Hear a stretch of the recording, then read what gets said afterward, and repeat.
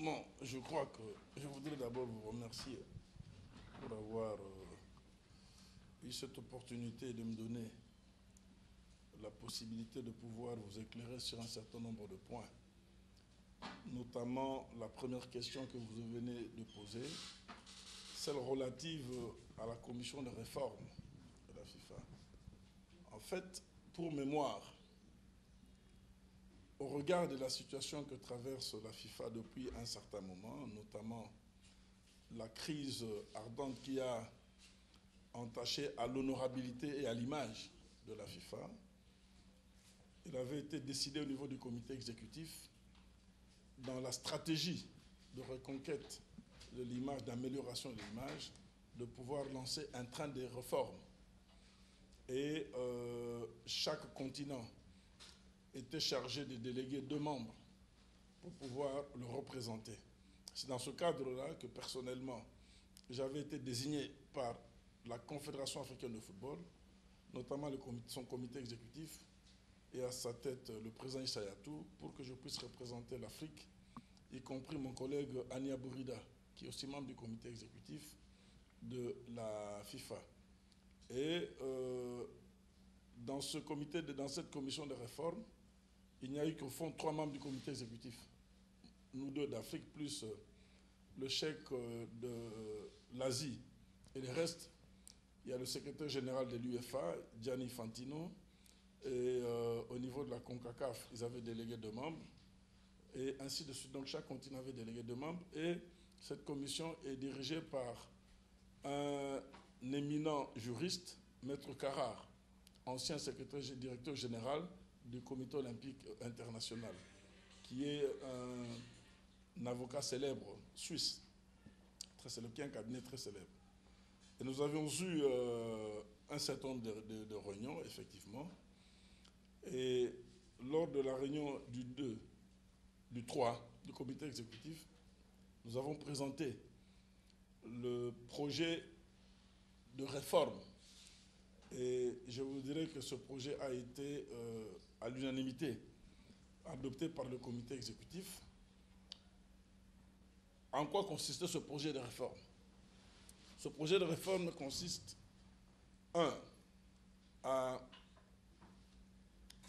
séparer, en fait, la quintessence d'abord, c'est d'essayer de diminuer le maximum de risques au niveau des membres du comité exécutif pour éviter toute possibilité de compromission. Deuxièmement, c'est renforcer le contrôle d'habilité et d'intégrité pour tous ceux qui veulent siéger au comité exécutif, même quand ils sont élus au sein de leur confédération. Troisièmement, c'est éviter tout ce qui peut y avoir comme cas de conflit d'intérêts. Alors, pour ce faire, on a commencé par analyser la situation existante et nous avons fait la séparation nette entre la fonction exécutive et la fonction stratégique. Donc, le comité exécutif, qui jusqu'alors assumait la fonction exécutive, nous avons séparé le comité exécutif transformé en conseil, élevé au niveau du conseil, comme on parlerait d'un conseil d'administration au sein d'une entreprise, et le secrétariat général élevé au niveau d'un CIO, donc Chief Executive Manager. Donc, comme directeur général à part entière. Et à partir de ce moment-là, le comité exécutif qui s'est mu, qui devient le conseil, garde la fonction de stratégie, d'orientation et de stratégie et de contrôle du secrétaire général, et tout ce qui est fonction effective, c'est-à-dire fonction exécutive, notamment la gestion au quotidien, nous la ramenons au niveau du secrétariat général. Et c'est comme ça que vous constaterez que la fonction financière, nous sommes passés en revue la fonction, nous avons passé en revue la fonction financière. Tout ce qui concerne, nous avons examiné la fonction du flux d'arrivée financier et du flux de sortie. Nous avons parallèlement examiné la fonction de gestion des projets de développement, parce que ce sont les deux grands projets. Et parallèlement à ça, c'est l'indépendance des organes de contrôle. Et c'est comme ça que nous avons fait une séparation nette.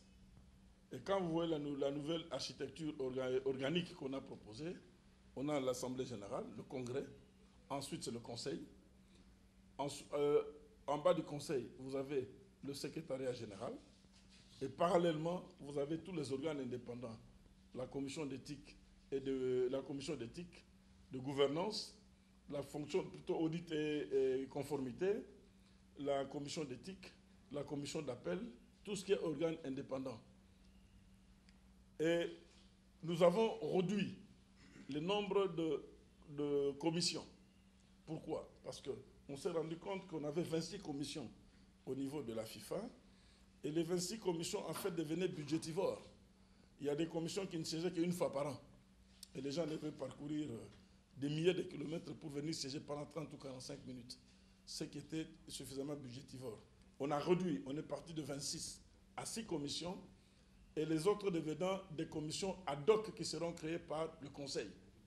Alors, pour ce qui concerne le reporting, le président de la FIFA, qui est aussi président du Conseil, sera aussi donc le président de la FIFA et président du Conseil, le secrétaire général, qui est directeur général, CIO, qui est directeur général, il va reporter au Conseil, il reporte au Conseil, il est nommé par le Conseil sous proposition du président, mais ne peut être révoqué que par le Conseil. Peut-être révoqué que par le Conseil. En ce qui concerne la limitation des mandats, on a examiné, parce qu'en fait, c'est la pérennisation. On a observé qu'au niveau des risques qu'encouraient les membres du comité exécutif, c'était dû plutôt à la pérennisation.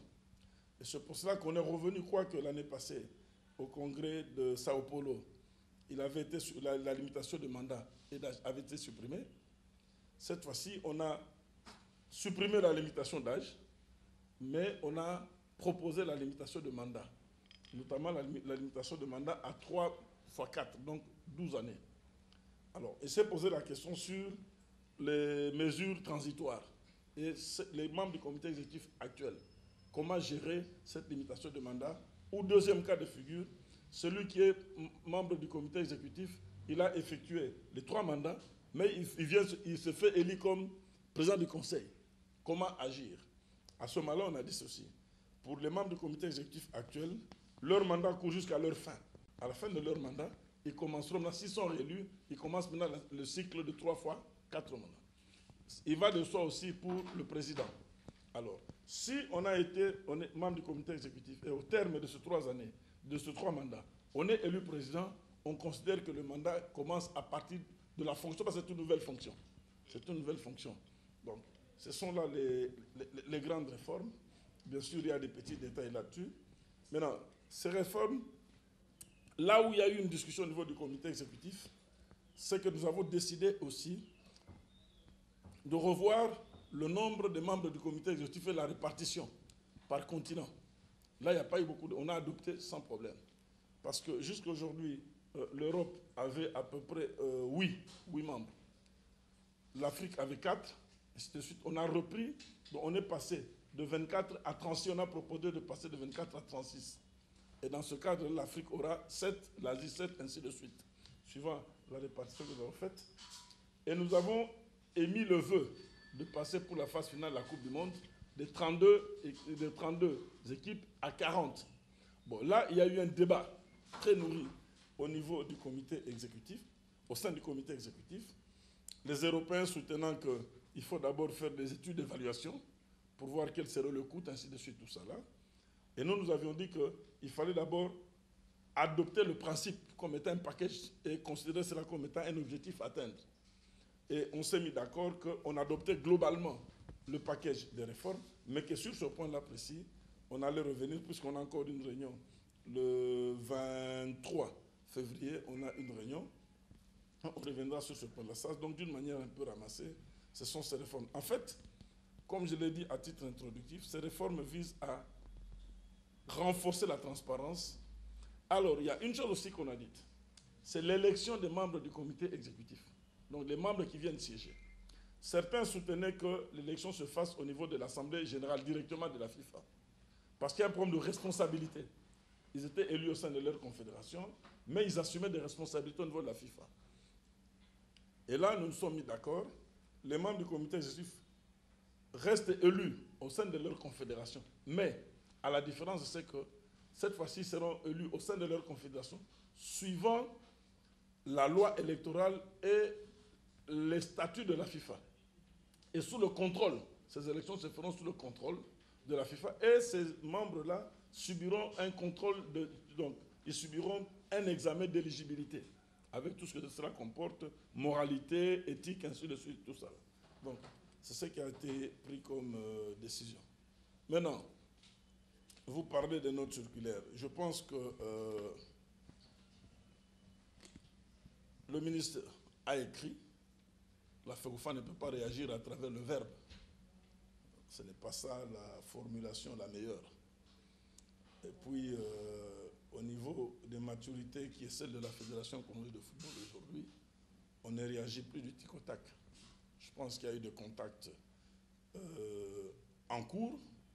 Il y a une commission qui est en train de statuer au niveau de la FECOFA, qui est en train d'examiner tous les textes et transmettra ses avis au ministre, tel que convenu de part et d'autre. Alors, Président, moi, ma question concerne les interclubs de la CAF. Cette année, Mazembe a remporté la Ligue des Champions. Selon le règlement de la Ligue des Champions, Mazembe peut jouer en tant que tenant du titre. Mais étant donné que Mazembe est également qualifié comme deuxième du dernier championnat de la l'AENAFOOT, est-ce que la fédération a pris les mesures qui s'imposent, c'est-à-dire avertir la Confédération africaine de football du fait que Mazembe n'a pas été champion pour qu'on ait 3 clubs la saison prochaine en Ligue des Champions de la CAF? Si oui, quelles mesures ont été prises? C'est la première question concernant les interclubs. La deuxième question, elle concerne le championnat national en cours. Ce championnat, il a démarré et aujourd'hui, selon toute vraisemblance, il semble que ce championnat ne peut pas se terminer avant le 31 mai parce qu'il y a non seulement le CHAN au mois de janvier, il y a Mazembe qui est au mondial des clubs en ce moment et après il y a les interclubs qui vont intervenir. Est-ce que au niveau de la Fédération congolaise de football association, vous allez prendre des mesures pour que l'on ne puisse pas assister au feuilleton dont on s'est habitué finalement depuis toutes ces dernières années du championnat qui ne va pas jusqu'à son terme? Je parle en termes de demander la dérogation puisque la l'AENAFOOT ne peut pas s'adresser directement au ministère. Bon, je voudrais commencer d'abord par les interclubs.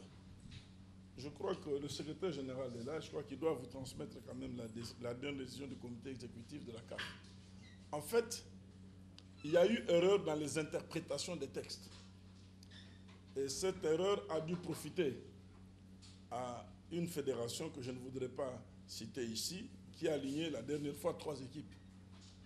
Et lors de la dernière réunion du comité exécutif de la CAF, nous avons clarifié cette clause.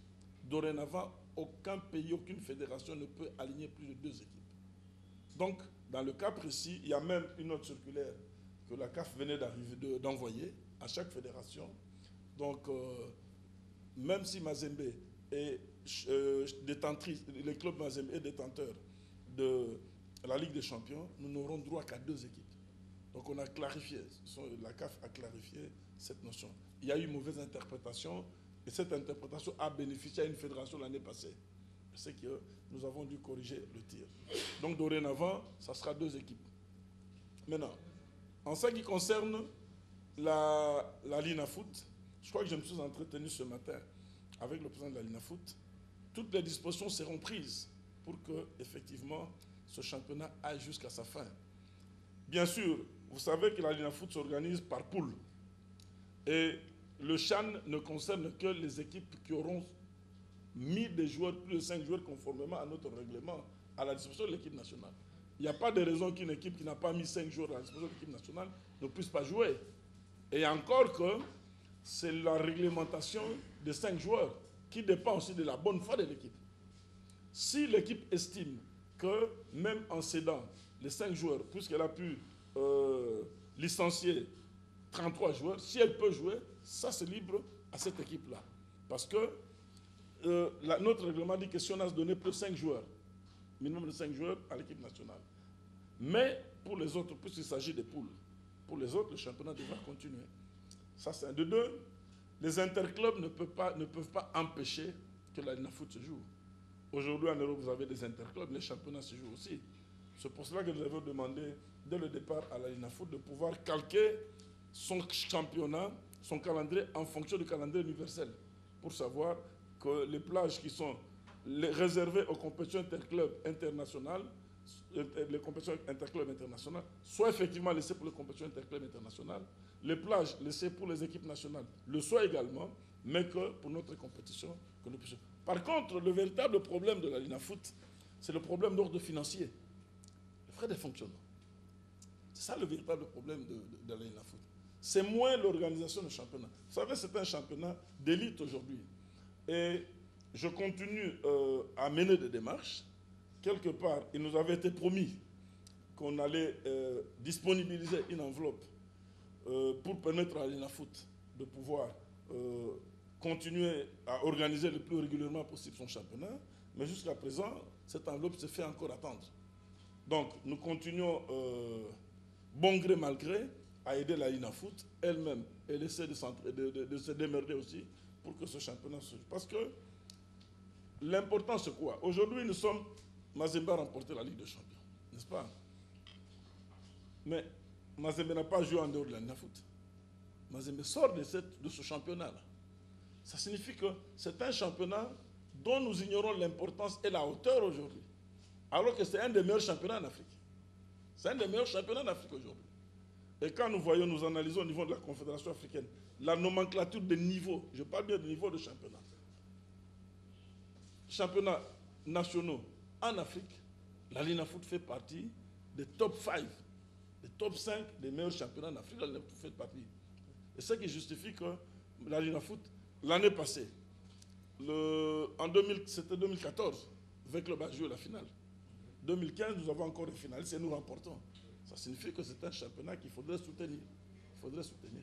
Et j'en appelle bien sûr qu'au niveau des sponsors, la plupart traînent encore les pieds, suivant nous relatant qu'ils ont des contraintes qui ne leur permettent pas de dégager des marges bénéficiaires pour pouvoir investir dans ces championnats. Mais nous attendons la promesse qui nous a été faite. Merci beaucoup, Mazé. Je vais revenir à l'équipe nationale parce que dans moins d'un mois, l'équipe s'engage dans des séances africaines. Monsieur le Président, que répondez-vous aux gens qui se disent que... D'abord, je voudrais vous demander quelle est la situation actuelle de l'entraîneur national de l'OPA vis-à-vis de ses engagements avec le décideur politique. Vis-à-vis de décideur politique. Le décideur politique. C'est-à-dire qu'il a signé un contrat avec le gouvernement. Donc, quelle est sa situation actuellement avec le gouvernement? Et de deux, Monsieur le Président, que répondez-vous aux gens qui pensent et qui disent que l'entraîneur national est surchargé? Il s'occupe à la fois des 20 clubs, il s'occupe à la fois de l'équipe A et de l'équipe A'. Et il s'est même passé que l'entraîneur national soit incapable de se retrouver sur 2 terrains à la fois. Il devait rester avec 20 clubs ici au même moment qu'en Europe, il y avait une équipe qui jouait le date FIFA. Alors, que répondez-vous à ceux qui pensent que l'entraîneur est surchargé? Je vous remercie.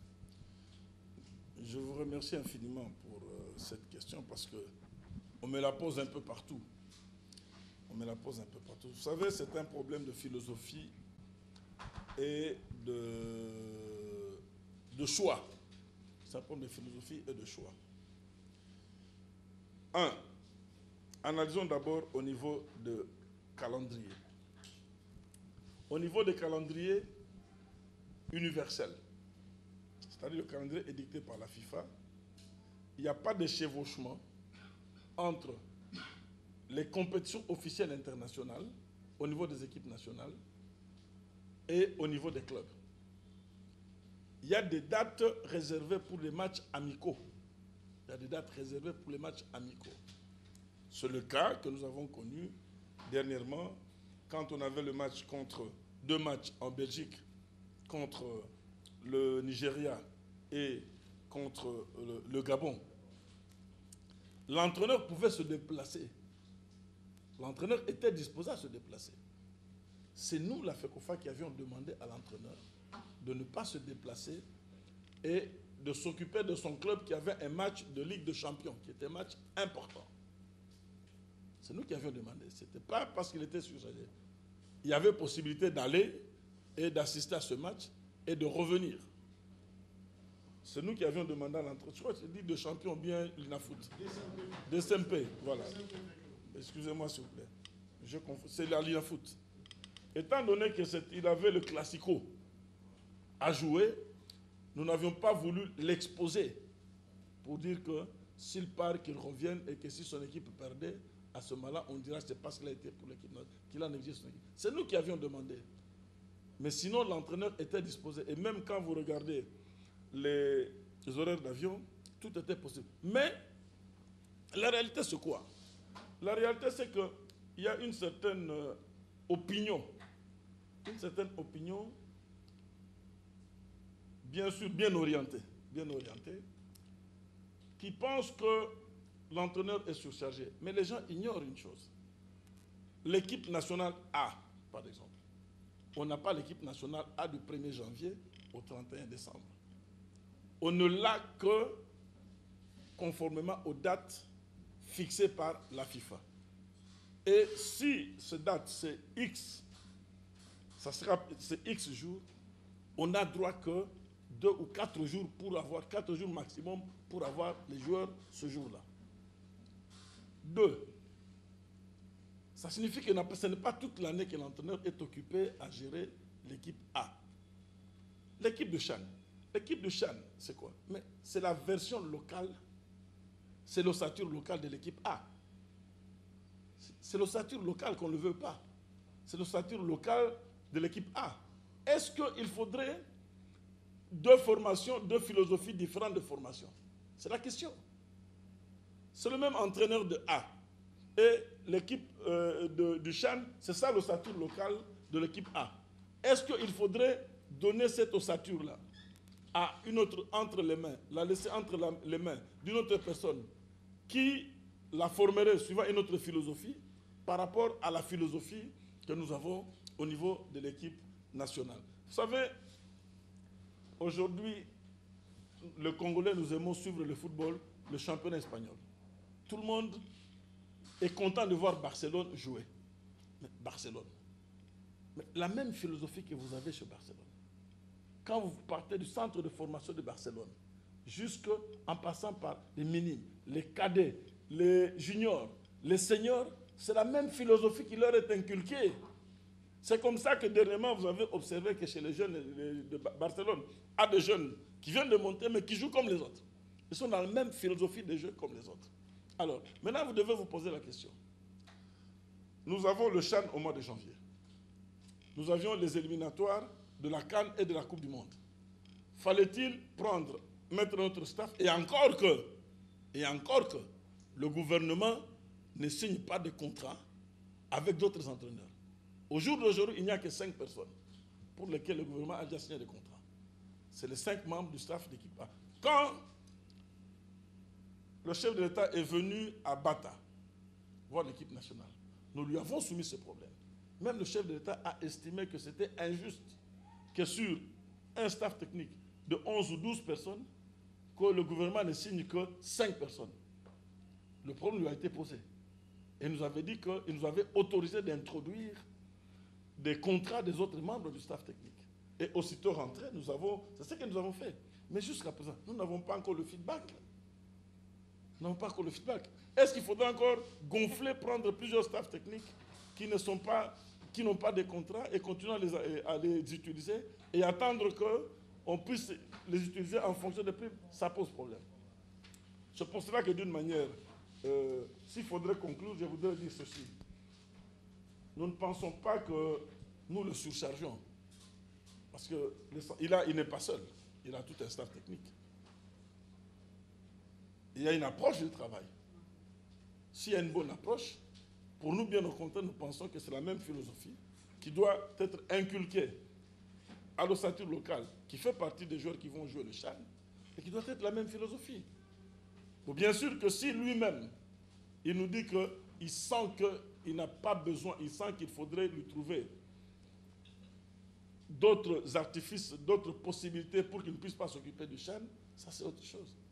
Mais si lui-même, en discutant avec lui, puisqu'il est payé par le gouvernement, et que tout ce temps-là, il n'est pas utilisé, bon, le gouvernement paye pourquoi? Autant l'utiliser. Oui, dans le même sens, Président, Il n'y a pas de problème. Oui. Bon, voilà. Oui, voilà. Est-ce qu'il appartient à la FECOFA de faire des économies, de faire des économies au gouvernement? Parce que Florent Ibenge a signé pour l'équipe senior A. Et on sait que par les passés, le gouvernement a fait signer un entraîneur de l'équipe nationale senior A et un entraîneur pour l'équipe Chan. Est-ce qu'il ne faudrait pas penser aussi à revaloriser son contrat en ce moment? Parce qu'on pourrait parler aussi d'une surcharge qui, du point de vue financier, n'apporte rien à cet entraîneur.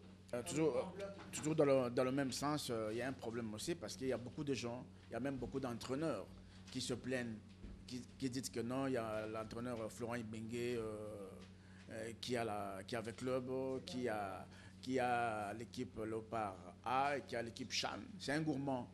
Alors, il y a même des gens qui sont prêts à les rentrer dedans.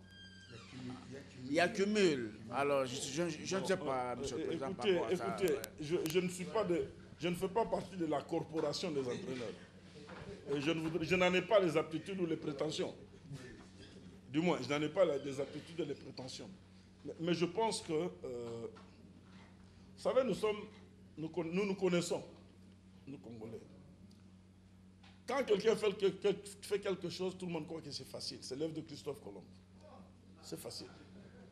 Mais quand vous mettez la même personne qui fait des bruits sur le terrain, vous vous rendez compte qu'il n'arrive pas à réaliser ce que l'autre a fait. Et je ne voudrais pas entretenir ce quiproquo au sein de la corporation. Jusqu'à preuve du contraire, nous continuons à l'utiliser. Bien sûr que nous recevons de gauche à droite ce que vous dites là, nous entendons aussi. Au moment opportun, nous allons l'examiner avec lui. Mais, jusqu'à preuve du contraire, la FECOFA continue à faire. Dis-moi, l'État paye chaque mois, quand c'est payé régulièrement, même quand il y a des arriérés, l'État paye. Chaque mois, il est payé. Maintenant, il y a quelques arriérés, mais il sera payé. Et quand on paye, on récupère. L'État paye. Bon, il n'a que 2 matchs ou 3 matchs par an. Mais dans l'autre temps, l'État continue à payer. Pourquoi ne pas faire ça? Vous n'avez pas des économies qu'on fait faire des économies. Pourquoi ne pas le faire? Bien sûr qu'à travers le contrat, puisque son contrat est arrivé à terme et qu'il faut le renouveler, on devra avoir la possibilité juridique de cette ouverture. Mais dans le tas, le fait précède le droit. Mais dans le tas, nous le faisons déjà. Comme on dit, le fait précède le droit. Mais nous le faisons déjà. Mais la réalité aussi, c'est quoi, chers amis? C'est que quand il s'agit d'une équipe nationale, l'attitude qu'on doit avoir dans une corporation, c'est une attitude de communion. C'est une attitude d'union parce qu'il s'agit de l'emblème national. Il ne s'agit pas, ne voyez pas l'individu Florent. Il faut voir ce que représentent ces équipes nationales. Mais quand on commence à réfléchir en termes qu'il est gourmand, ok, je voudrais bien qu'on me prenne les mêmes aptitudes, non seulement les mêmes aptitudes, les mêmes statistiques, les mêmes performances. À ce moment-là, qu'on dise que à performance égale, on ne vous a pas pris, on vous a laissé sur le tas et qu'on continue à utiliser l'autre. Président, moi j'aimerais réagir aussi sur l'équipe du Chan parce que à voir ce qui est fait, les premières convocations, on a vu des joueurs qui sont beaucoup plus âgés que les équipes qu'on a en équipe première. Est-ce que vous ne trouvez pas contradictoire que lorsque on veut avoir un projet comme le nôtre, qui veut qu'en 2019, par exemple, qu'on soit apte à remporter la CAN, qu'en 2018, qu'on soit à la Coupe du Monde, qu'on ait une équipe A avec une moyenne d'âge moins élevée par rapport à l'équipe A', à l'équipe du Chan? Est-ce que ce n'est pas contradictoire que l'équipe du Chan ait une moyenne d'âge plus élevée par rapport à l'équipe A? Bon, là vous avez effleuré un problème purement technique qui relève de la compétence de l'entraîneur. Vous savez, dans cette matière, nous ne voulons pas nous imposer à l'entraîneur une limitation d'âge au sein de l'équipe nationale. Mais s'il estime que dans le championnat local, il a des joueurs qui ont un âge dont la moyenne d'âge dépasse la moyenne d'âge de l'équipe A, mais qui sont importants, pourquoi ne pas les utiliser? Et encore, tout dépendra de sa stratégie d'utilisation. Il peut y avoir un joueur qui peut être là pour être utilisé que 35 minutes pendant un match. Mais les 35 minutes sont bénéfiques. Si vous avez ce genre de joueurs, pourquoi ne pas les utiliser? N'est-ce pas? Aujourd'hui, quel est l'âge d'Abramovic? Ibrahimovic, 36 ans, il continue à jouer. Kidiaba, il est parmi les 10 nominés. Non, 40. Il a 40 ans, mais il est parmi les nominés. Donc le meilleur gardien d'Afrique. Mais il a 40 ans, n'est-ce pas? Je suivais encore Infosport qui parlait d'un gardien, les gardiens sud-américains qui sont âgés. Mais s'ils ont Petrocek continue à être gardien aujourd'hui, ça signifie que si on estime qu'en termes de maturité et en termes de compétitivité, ces aînés-là peuvent apporter quelque chose, libre à l'entraîneur. L'essentiel, lors de son point de presse, vous lui poserez la question. Je crois qu'il tient souvent, généralement, un point de presse. Quand il publie la liste, à l'occasion, il explique pourquoi tel ou tel par autre joueur. Je crois que, personnellement, en tant que président de la FECOFA, ça ne me gêne pas, pour autant qu'il puisse justifier la présence de ces joueurs et que ce joueur puisse réellement apporter quelque chose à l'équipe nationale. Bien sûr qu'il faudrait songer aussi à la relève, mais il faut savoir faire ce mixage-là. Et ça, de la compétence de l'entraîneur. Si aujourd'hui je commence à vous dire, celui-là je ne veux pas le voir, je veux celui-là, vous serez le premier à tirer sur le plan de la FECOFA, en disant qu'il s'y mixe sur une matière qui n'est pas la sienne. Je sais que le contrat a été relancé. Il est dans le pipeline. Nous attendons qu'il se rappelle, s'il vous a chargé de pouvoir poser la question, ce que je doute par ailleurs, qu'il se rappelle que même quand il a signé son premier contrat, ça a pris du temps. Donc, in fine, ce contrat finira par être signé. En d'autres termes, vous vouliez savoir si nous le reconduisons. C'est ça l'intelligence de votre question.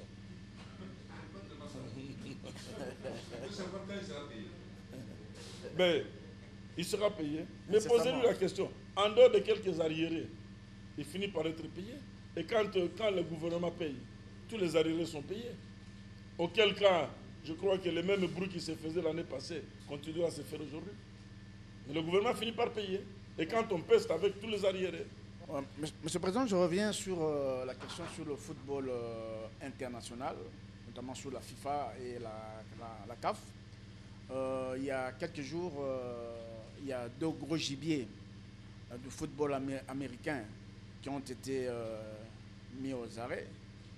Le président de la CONCACAF, Naput et le Comebol. Ok. Alors nous avons une inquiétude, nous avons même peur. Nous ne voulons pas que ce genre de problème arrive à notre président de la Confédération africaine de football, Issa Hayatou, qu'on aime bien, et qui, de surcroît, dirige en ce moment la présidente de la FIFA. Dites-nous, je ne sais pas, vous en tant que président de la FECOFA, est très proche de Issa Hayatou et proche de la FIFA. Dites-nous, qu'est-ce que vous pensez de ce déroulement de ces problèmes de corruption, non-corruption, départ des Blatter, Platini à gauche, à droite, tout, donc sur le football mondial? En fait, la réalité, c'est quoi? Les deux collègues, et pour votre information, les deux amis qui ont été arrêtés le 2 décembre à Zurich sont mes collègues quand j'ai commencé à l'époque à la commission de discipline. Nous avions commencé ensemble, nous étions tous au sein de la commission de discipline. Awit et Naput. Ils sont montés, l'un est devenu président de la Comebol, l'autre de la CONCACAF. Mais l'arrestation fait suite aux enquêtes lancées aux États-Unis, au sein de ces deux confédérations. Ce ne sont pas des enquêtes de la FIFA. Les deux qui venaient d'être arrêtés n'étaient pas arrêtés dans le cadre des enquêtes menées par la FIFA, au sein de la FIFA. Ils ont été arrêtés dans le cadre de la poursuite des enquêtes en cours sur ce qui s'est passé dans la commercialisation et des rétrocommissions supposées, entre guillemets, parce qu'il faudrait que la culpabilité soit prouvée, au sein de leurs confédérations respectives. Mais comme ils avaient la double casquette, et c'est la question que les gens se sont posées, parce que la CONCACAF, son siège c'est à Miami. Miami c'est aux États-Unis. Donc, le président de la CONCACAF passait par là. Et même le Naput a transité par là aussi. Bon, on ne comprend pas pourquoi est-ce qu'ils n'ont pas été arrêtés sur le territoire américain, mais l'ont été sur le territoire suisse. Bon, là, c'est un problème qui concerne leur confédération. Mais comme il y a cette nébuleuse médiatique et bien médiatisée qui dit que c'est la FIFA, il faut salir la FIFA. C'est pour ça qu'on parle de la FIFA, parce que c'est la double casquette. Vous justifierez pourquoi est-ce que dans les réformes, nous avons parlé de contrôle d'intégrité et d'élection suivant les statuts de la FIFA. Même quand vous êtes élu au sein de votre confédération, dès lors que vous viendrez, c'est parce qu'il ne faudrait pas que la double appartenance puisse entacher à l'honorabilité et à l'image de la FIFA. Maintenant, en ce qui concerne mon ami Michel, je crois que c'est un feuilleton qui suit son cours. C'est un feuilleton qui suit son cours. À ce stade ici, nous attendons d'ailleurs, le TAS doit se prononcer sur l'un des aspects aujourd'hui, en attendant que la commission d'éthique se prononce sur le fond. Il y a deux dossiers. Sur sa suspension, le TAS doit se décider sur sa suspension de 90 jours et il attend un deuxième verdict, c'est le verdict sur le fond qui viendra de la commission d'éthique. Donc, ce côté-là aussi, je l'ai eu il y a 48 heures, j'ai discuté avec lui, il m'a fait comprendre qu'il était confiant, qu'il avait tous les éléments pour pouvoir se défendre. Nous attendons voir. Oui, Président, quelques préoccupations dans la même optique. Vous dites que vous avez causé hier avec votre ami Michel Platini, il y a 48 heures. Que pensez-vous de ces fameux paiements controversés de 1 800 000 euros Francs suisses. Francs suisses, hein. Francs suisses, ça dépasse un peu l'euro.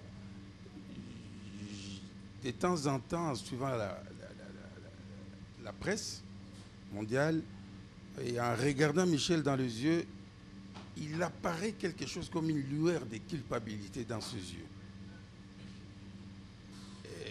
En ce moment, vous avez côtoyé également Blatter.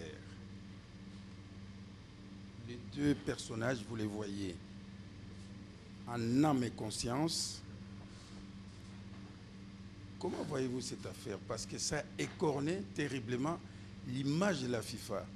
L'empire FIFA est en train de s'écrouler à partir de cette sale affaire d'argent.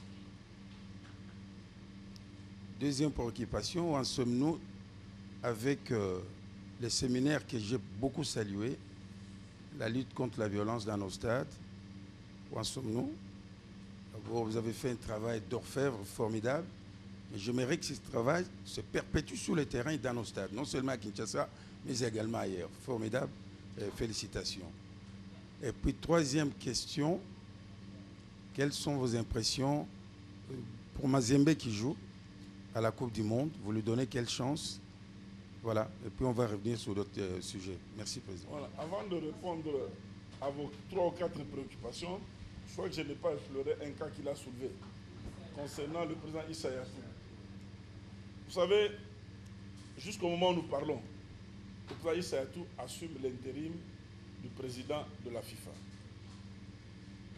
Il est en Europe, il n'est pas convoqué ou entendu dans ces affaires-là. En tout cas, jusqu'au moment où nous parlons, il n'est pas entendu quelque part, on n'a pas convoqué Issa Yatou, il n'a jamais été entendu ou dans ces enquêtes-là. Donc, nous supposons que notre président est clean. Et c'est notre joie aussi de constater que dans tout ce qui se passe, notre président de la CAF, qui assume l'intérim président de la FIFA, n'est pas cité dans tous ces dossiers-là. Que nous réserve demain, nous ne voulons pas être des prophètes des malheurs. Nous tablons sur la réalité. Le constat aujourd'hui, c'est que Issa Yatou n'est pas cité dans l'une ou l'autre affaire. Il voyage allègrement, il était au Canada. Vous savez que le Canada, si les Américains ont besoin de vous, ils traversent, ils vous récupèrent, ils rentrent avec vous chez eux. Il était au Canada, il a remis la coupe, il voyage, il est en France. Il était dernièrement, vous savez, qu'il avait subi une transplantation rénale. Il était en France, donc il continue sa convalescence. Tout se passe très bien. Il n'est pas inquiété sur ce plan-là. Tout est à notre avantage. Maintenant, en ce qui concerne, je côtoie les deux. J'ai côtoyé et je côtoie les deux, Blatter et Platini. Ce sont tous des amis. Mais je ne voudrais pas me prononcer sur la culpabilité. Les deux bénéficient des présomptions d'innocence jusqu'au moment où nous parlons. Donc, il n'est pas établi. Ils bénéficient des présomptions d'innocence. Donc, ils ne sont pas condamnés. Donc, je crois que ce côté-là, il faut leur accorder cette présomption d'innocence. Bien sûr que l'image de la FIFA a reçu un coup. C'est normal quand il y a ce genre de choses au niveau de l'éthique et de la moralité qu'on reçoit un coup. Mais avec les réformes, la FIFA est en train de sortir de l'eau à travers le train de réformes dont je parlais tout à l'heure. Vous avez parlé de chance de Mazembe. Moi, je vous réponds en tant que président de la fédération, de la FECOFA. Je pense que nous devons nous donner le maximum de chance. C'est vrai que cette coupe, cette fois-ci, ne sera pas facile. On a River Plate. Il faut d'abord passer le premier match. Ensuite, il y a probabilité de rencontrer River Plate. Et si on passe le River Plate, il y a possibilité de rencontrer Barcelone. Ça signifie que ça ne sera pas facile.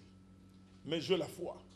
J'ai la foi, je garde ma foi, qu'au regard des prestations de cette équipe tout au long de ces dernières années, Mazembe a des armes pour pouvoir se présenter dignement.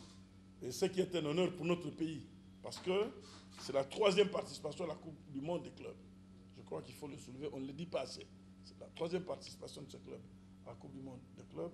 Je crois que nous devons lui accorder le maximum de chance. Le reste, ça sera la réalité sur le terrain. Alors, je ne sais pas quel problème encore que vous avez. Ah bon, maintenant, concernant la violence, nous avons organisé le séminaire, c'est vrai. Nous avons envoyé les conclusions aux entités subdélégataires. Il y a un travail qui doit continuer, ce qui avait été même décidé au niveau du séminaire. Nous avons mis sur pied une commission, un comité pour le suivi d'application de ces mesures. Ce travail doit continuer. Et ce comité, aussitôt que nous aurons terminé ce qui est en train d'être fait, nous allons convoquer ce comité pour préparer maintenant la planification, parce que nous avions prévu, par exemple, la formation des stadiers. Et nous avions déjà pris langue avec beaucoup de nos collègues, présidents des fédérations, d'arts martiaux, ainsi de suite, tout ça là, pour qu'ils puissent, en temps opportun, nous mettre à notre disposition un certain nombre d'athlètes qui seraient formés pour pouvoir adapter les dispositions appropriées à ce corps-là pour nous permettre. Deuxième élément, il ne suffit pas seulement d'avoir des stadiers, c'est la sensibilisation, parce que dans les causes de violence, on a vu aussi le cas de l'arbitrage, et tout ça là. Ce côté-là aussi, nos différentes entités subdélégataires ont été instruites pour pouvoir gérer avec une certaine rigueur. Bien sûr qu'il y a encore quelques récalcitrants, parce que nous continuons à enregistrer ci et là quelques rapports négatifs. Troisième élément, c'est la sensibilisation aussi des clubs. Parce qu'effectivement, nous observons qu'il y a une tâche, parce qu'il y a un élément important. Les clubs répondent des actes de leurs supporters. C'est réglementaire. Donc les clubs ont un travail aussi important à accomplir dans ce cadre-là. Ce n'est pas seulement la FECOFA, mais c'est les clubs aussi. Puisque les clubs ont des comités de supporters. c'est au club aussi, à travers leur comité de supporters, de continuer le travail de sensibilisation. Maintenant, aussitôt que ce comité-là aura présenté sa planification de sensibilisation, il pourra se déplacer d'une entité à une autre pour aller un peu plus sur le terrain. Mais l'expérience ayant été positive, nous pensons qu'il faudra la rééditer au terme de chaque championnat. Voilà, moi ma préoccupation tournera autour de la gestion des entraîneurs, parce qu'il y a pas mal d'entraîneurs aujourd'hui qui sont rattachés aux équipes nationales de la RDC. Au niveau du CHAN, au niveau des équipes d'âge de moins de 20 ans, moins de 18 ans, ils sont nombreux. Comment est-ce que la Fédération congolaise de football association les gère? Est-ce qu'ils font du bénévolat, d'autant plus qu'ils n'ont pas de contrat avec l'État congolais? Autour de Florent Ibenge, au CHAN, c'est un collège d'entraîneurs. Ça fonctionne comment? Quel est le discours de la FECOFA par rapport à ces gens-là? Ils viennent également tuer leur temps parce qu'ils sont entraîneurs, il manque à faire, ou bien la FECOFA a mis quelque chose là-dedans et ils croient en ça, voilà pourquoi ils viennent prêter main forte à cette équipe nationale de la RDC. Je me rappelle bien avoir eu un entretien avec vous où vous m'avez montré les projets de réhabilitation du stade Tata Raphaël. Nous en sommes où aujourd'hui? Est-ce parce que la RDC a renoncé à l'organisation de la CAN des moins de 23 ans qu'organise le Sénégal aujourd'hui, que ces projets est jeté? Quels sont aujourd'hui vos rapports techniques?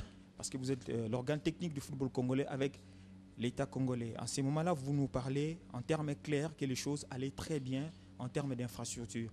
Vous m'avez même montré les projets du stade et depuis, plus rien. 2015 se termine.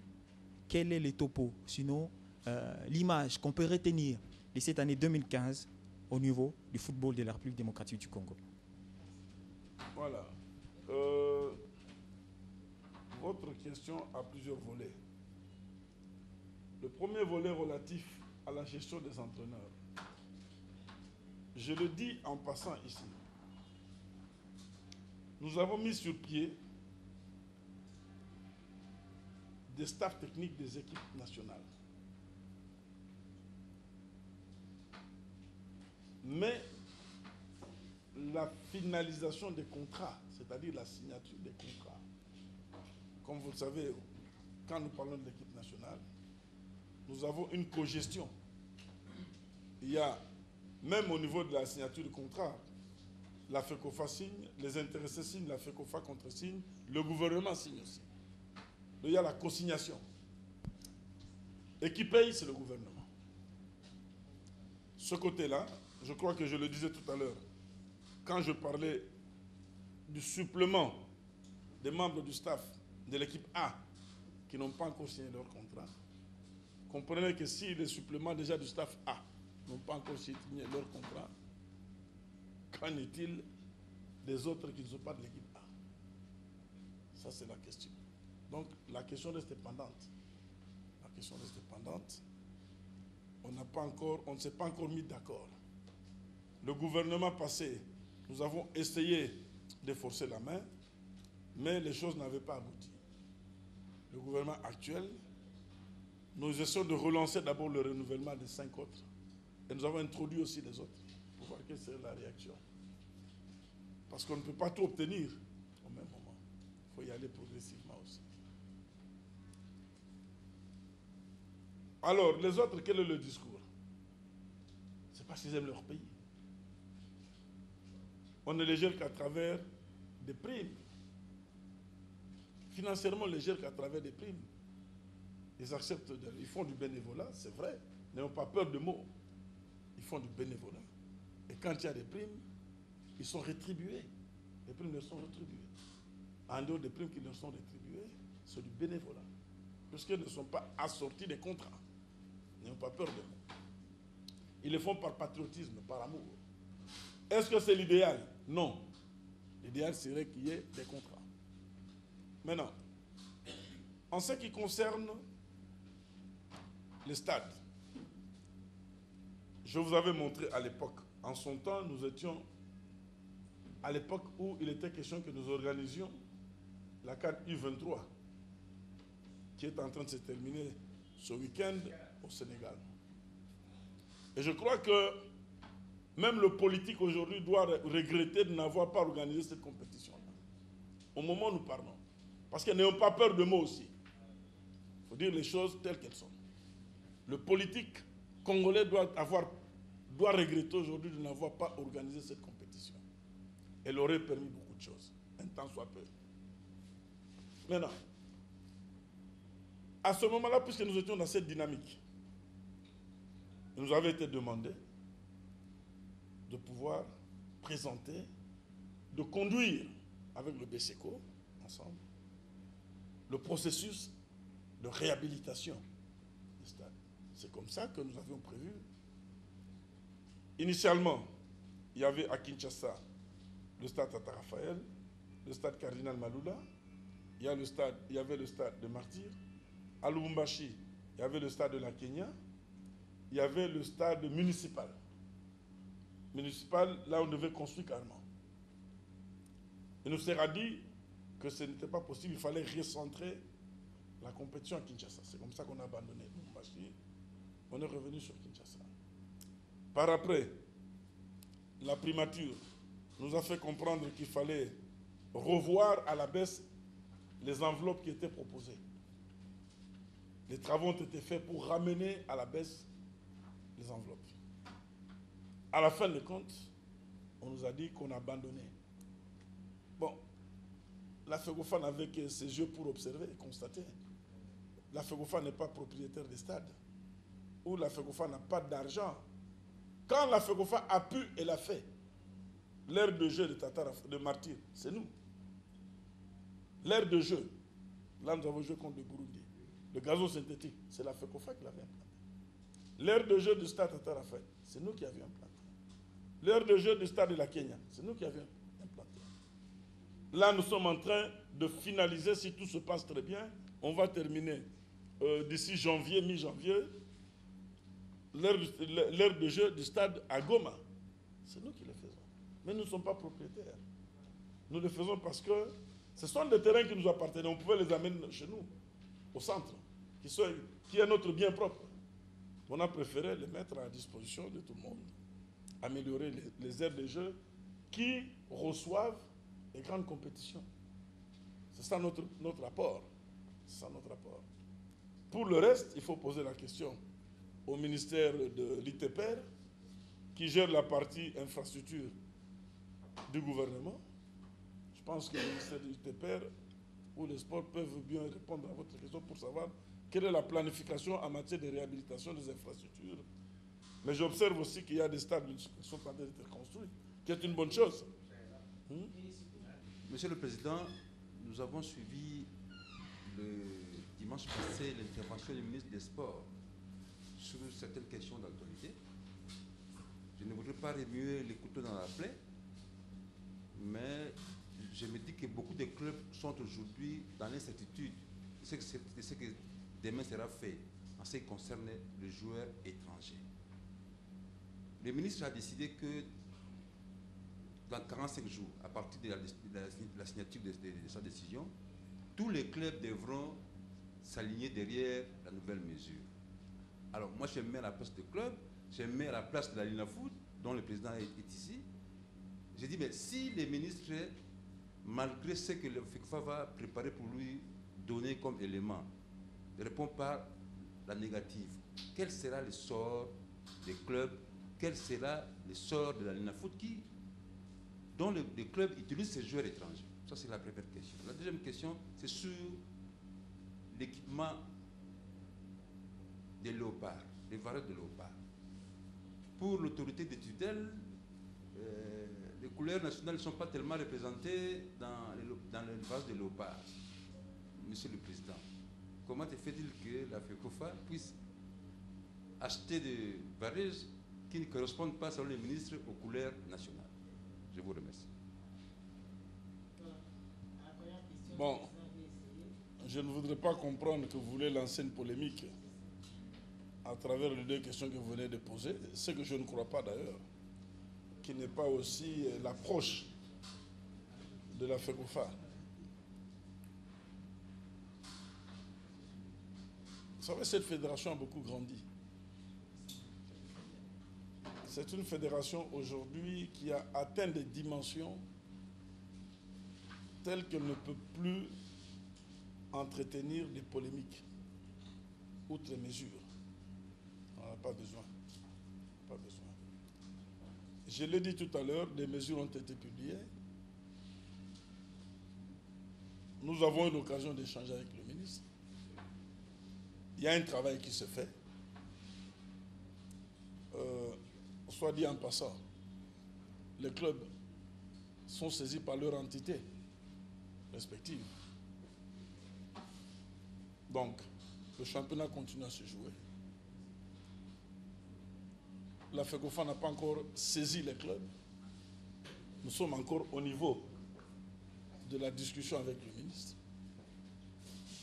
Mais sachez que déjà à l'époque du ministre Banza Mukala, la note existait.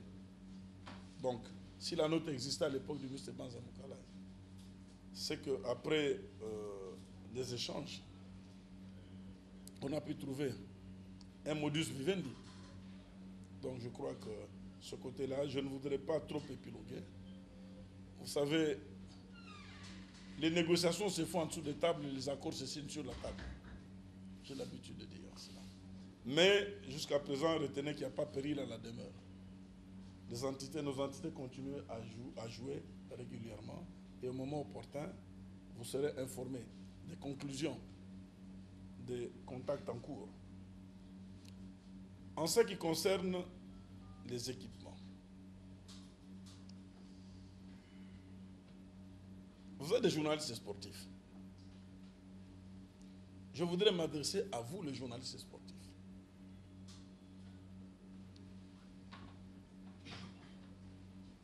Allez dans le site de la FIFA. Un peu plus loin, si vous avez des archives, vous constaterez qu'il est demandé à chaque association nationale de présenter 2 types de maillots pour l'équipe nationale. Il y a les couleurs nationales et les couleurs neutres. 1. En ce qui concerne la phase qualificative, quand vous recevez, c'est-à-dire tel que nous avons joué contre le Burundi, c'est le Burundi, en cas de similitude de couleur, qui avait l'obligation de changer de maillot.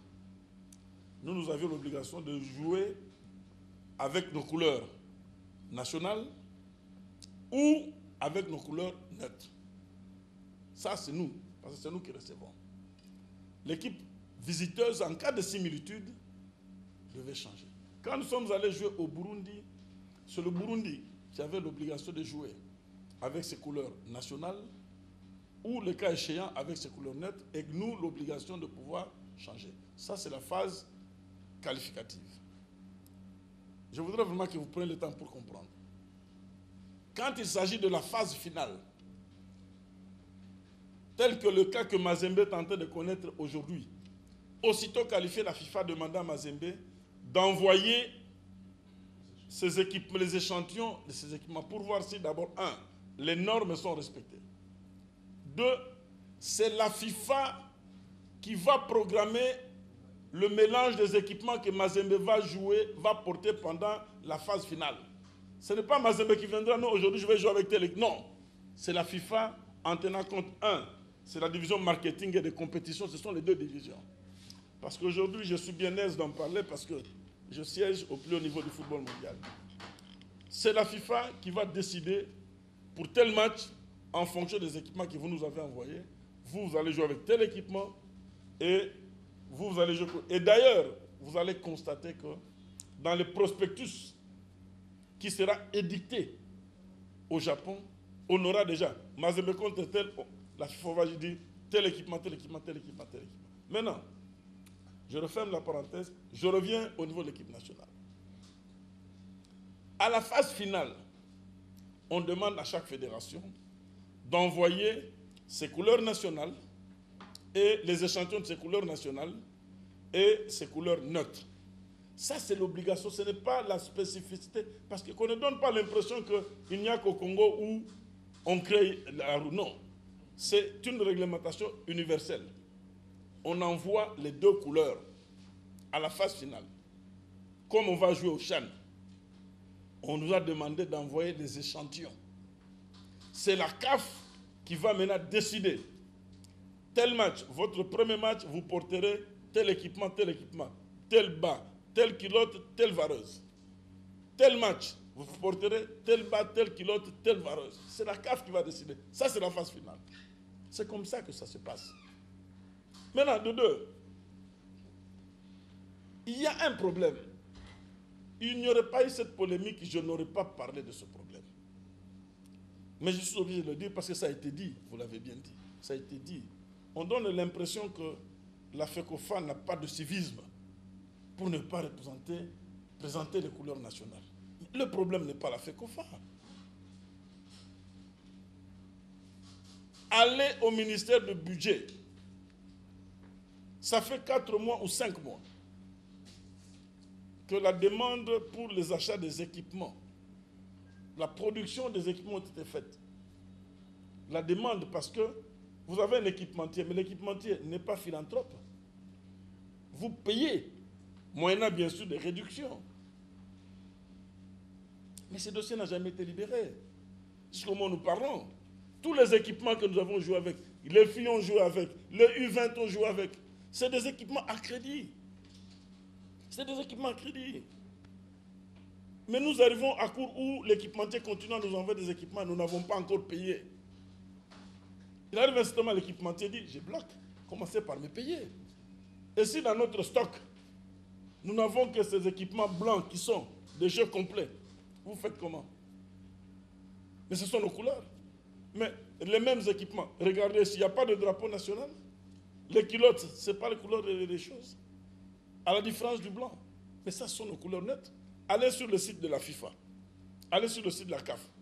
La République démocratique du Congo, bleu, jaune, rouge, couleur officielle. Deuxième couleur, blanc, bleu, jaune, rouge. C'est ça. L'Allemagne, vous verrez, première couleur, c'est noir, rouge, jaune. Vous verrez, deuxième couleur, blanc, ainsi de suite, tout ça là. La France, vous verrez, c'est leur bleu, blanc, rouge, première couleur. Et vous verrez, deuxième couleur, ça rouge ou quoi là, vous verrez. Voilà, vous verrez. Donc, chaque fédération, les 209 associations nationales ont l'obligation chacune d'avoir les 2 couleurs, les officielles, les couleurs du drapeau et les couleurs neutres.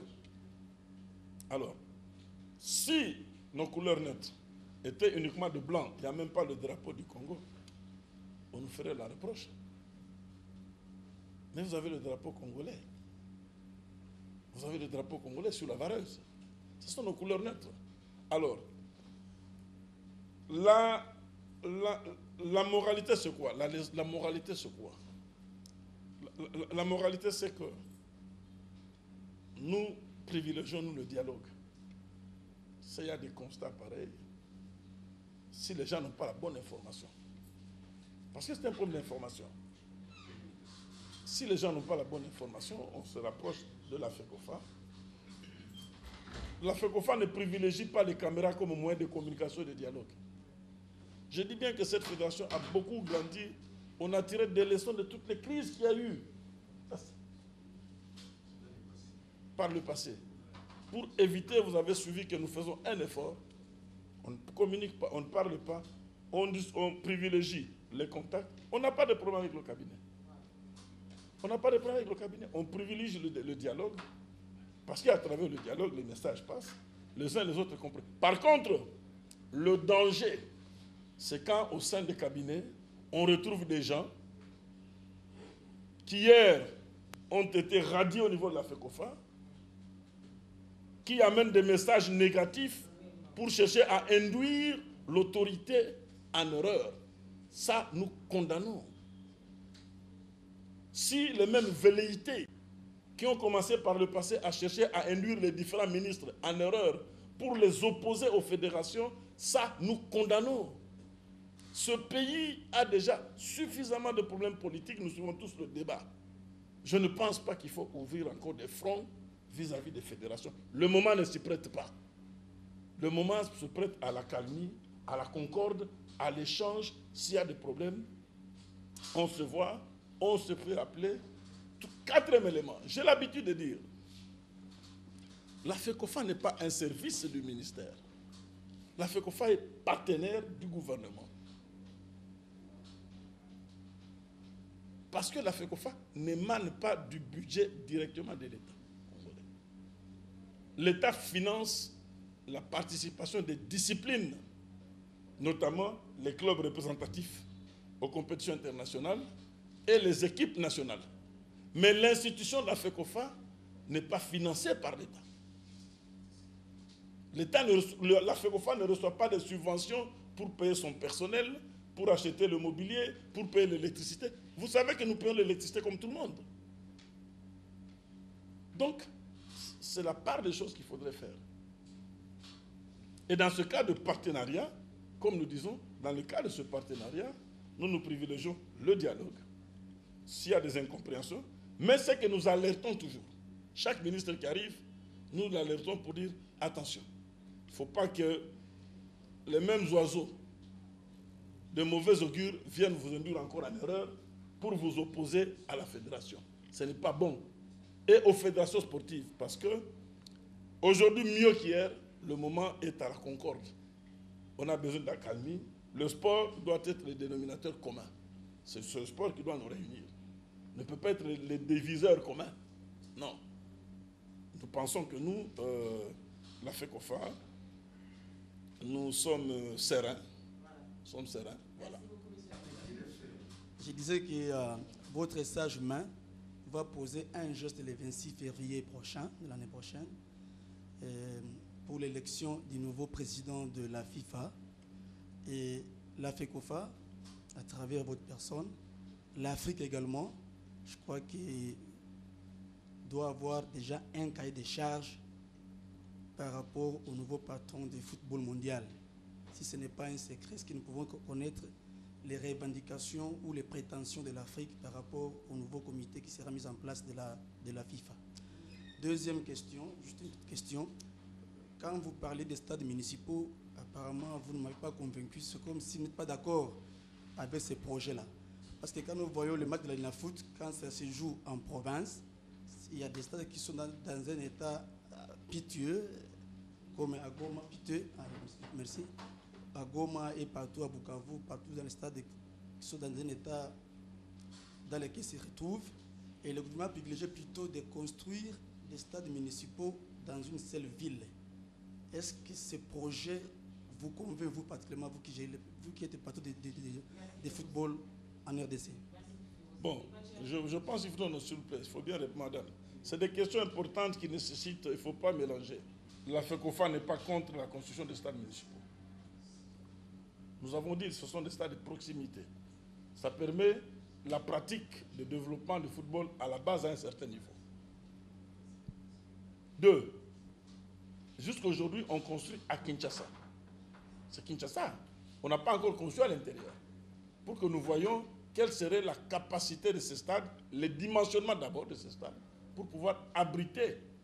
Et ensuite, la capacité d'accueil. Si à l'intérieur, on agrandit la capacité d'accueil, puisque tel que j'ai vu le plan, tel que j'ai vu à la télévision, à l'intérieur, on n'a pas de stade pareil. On n'en aura pas. Mais si on construit à l'intérieur et que ce stade répondait aux dimensions, aux normes requises pour organiser des matchs, pourquoi ne pas y organiser des compétitions? Par contre, si vous voulez que je vous convainque, je prends le stade municipal de Matete. Je peux faire jouer le match 20 clubs de ring là-bas? Non. Je peux faire jouer le match de l'entente ou de cercle. C'est ça ce que je vous dis. C'est utile à un certain niveau, mais ce n'est pas nécessaire pour les A. C'est ce que j'ai dit. Par contre, je reviens sur ce que j'ai dit toujours. Au-delà des stades municipaux, on doit avoir des stades nationaux aux normes. Et c'est là peut-être on ne se met pas d'accord avec certaines personnes. Il faudrait avoir des stades aux normes. J'étais content d'aller au stade de Martyr, assister au match Burundi. Mais c'est inachevé. Aujourd'hui, on ne peut plus expliquer pour un stade moderne qu'il y ait 60 000 personnes qui soient assises à même le béton, sous la chaleur. Non. Il faudrait compléter par des sièges. Ce qui a été fait a été bien fait. On a refait la première couronne. Nous encourageons cela. 2, il faut avoir une tribune VIP. Il faut avoir des sièges tout au-dessus. C'est ce que nous disons. Nous encourageons le gouvernement pour parfaire le travail. Parce que, 3, les vestiaires. Parce que vous n'êtes pas entré dans les vestiaires. Comment expliquer que l'équipe nationale est obligée d'aller au vestiaire de 20 clubs? Donc, rien qu'entre au siffle la mi-temps, vous avez 5 minutes à perdre pour aller tout contourner le stade. Alors qu'il y a des vestiaires qui étaient préposés comme des vestiaires pour les matchs internationaux qui avaient à l'époque été standardisés. C'est là où les Chinois habitent. Donc, ils doivent terminer et restandardiser ces vestiaires pour que, quand le match se termine, dans moins d'1 minute, on soit à mesure d'être dans les vestiaires et de ressortir. C'est ça le problème. Monsieur, moi je suis officier de sécurité des stades au niveau de la FIFA. Ça signifie que mon travail au niveau de la FIFA, je travaille sur la standardisation des stades à travers le monde. Mais pourquoi je ne peux pas prodiguer conseil à notre gouvernement en disant ce que vous avez fait, c'est bien, mais nous devons continuer un peu. Pourquoi on ne peut pas le dire? Quand on le dit, c'est mauvais. Ce que nous avons fait, c'est bien, nous acceptons. Mais continuons un peu. Ce n'est pas normal qu'aujourd'hui, en 2016, que nous ayons des gens, 60 000 personnes assises à même le béton. En fait, vous ne vous rendez pas compte, par exemple. Vous ne vous rendez pas compte. Mais quand les gens s'énervent et se mettent à jeter quand ils sont déçus, mais vous ne savez pas quelle est la part de la chaleur de ce béton-là dans le comportement du public. Parce que le confort influe automatiquement un certain civisme. Mais c'est que vous oubliez. C'est-à-dire qu'on peut combattre l'incivisme, en améliorant le confort. C'est tout. C'est ce que nous disons. Quand vous voyez des gens venir en costume, en cravate, que j'apprécie d'ailleurs, l'autre jour, vous voyez quelqu'un en costume, en cravate, venir commencer à jeter des urines par-ci, par-là. Non. Donc ce qui est fait est bien fait. Mais il faut terminer le travail. C'est ce que nous disons. Si on a 1 ou 2 stades comme ça à travers le pays, on est quitte. Les stades municipaux nous permettent des compétitions, des proximités, les ententes, les cercles. Ça, c'est bien. Mais à travers les provinces, ça peut nous permettre d'habiter même les matchs de la Ninafoot. Si la capacité d'accueil du public est grande. Alors, vous avez posé une autre question, c'était laquelle? Voilà. Concernant la CAF n'a pas encore décidé. Si la CAF avait décidé à l'époque de choisir tel ou tel autre candidat, je crois qu'on serait dans la merde aujourd'hui. C'est la seule confédération qui a eu la sagesse de dire attendons à la fin, nous allons décider pour savoir qui nous allons soutenir. Et c'est la même philosophie. Jusqu'à présent, la CAF n'a pas encore officiellement décidé qui elle va soutenir. Nous attendons, puisque maintenant, on attend les derniers verdicts du TAS, on attend tout le monde. Je crois qu'à 1-2 semaines, la CAF pourra à ce moment-là dire aux associations nationales africaines quel serait. Dans notre cahier de charges, on ne peut pas le divulguer aujourd'hui. Ça fait partie des négociations. On ne divulgue pas. Oui, Monsieur le Président, vous avez parlé de chance de Mazembe, c'est-à-dire vous avez souhaité que Mazembe puisse aller plus loin en Coupe du Monde de club, mais on aimerait avoir votre avis par rapport... il y a eu un rassemblement qui devait se faire au stade Kamalondo qui a été repoussé. C'était un rassemblement de l'équipe de Mazembe pour soutenir leur club par rapport à cette coupe. J'aimerais avoir aussi votre avis par rapport à cette demande. Et deuxième question, il y a maintenant un phénomène de société dans nos clubs de Kinshasa. Phénomène de société. Toute équipe, tout club veut être une société. Et on aimerait aussi avoir votre avis par rapport à tout ce qui s'est fait tout au long de... C'est-à-dire les équipes se divisent pour se faire des sociétés et tout et tout. C'est un peu, on va avoir ses avis par rapport à ça. Voilà. Vous savez, nous sommes la Fédération congolaise de football association. Nous gérons le football. En dehors du football, nous ne gérons pas les autres aspects. Nous voulons rester dans la gestion du football. Et ce que vous dites, personnellement, je n'étais pas au pays. J'étais à l'extérieur. J'étais à l'extérieur du pays. Mais je pense que nous devons rester dans le cadre du football. Nous devons rester dans le cadre du football. Un stade est fait pour les rencontres de football. Si c'était pour des rencontres de football, je n'ai pas le maximum d'informations. Bien au contraire, s'il y a des violences qui dégénèrent, personne ne peut apprécier qu'il y ait des dégénérescences de violences. Parce que nous ne pouvons pas organiser des séminaires contre les violences et soutenir les violences. Autant qu'on ne peut pas encourager les services de maintien d'ordre d'utiliser des moyens plus forts là où c'est un stade utilisé pour le football. Ça, on ne peut pas. Aucune fédération, à moins d'être irresponsable, ne peut accepter de surdimensionner la réplique par rapport à l'objet même d'un stade. Non. Je crois qu'on ne veut pas trop. C'est un dossier qui dépasse le cap de la FECOFA. Deuxième élément, vous avez parlé de... Mais, cher ami, mais entendons-nous très bien. Mais la licence de club, et je reviens encore en disant que je suis aise, parce que c'est moi qui dirige la commission d'octroi des licences au niveau de la Confédération africaine de football. Mais une des recommandations, c'est la réorganisation de nos clubs en vue d'améliorer la traçabilité, la visibilité, la gestion, et ensuite améliorer ces aspects juridiques, c'est-à-dire arriver à créer véritablement une société. Parce qu'il faut professionnaliser nos clubs.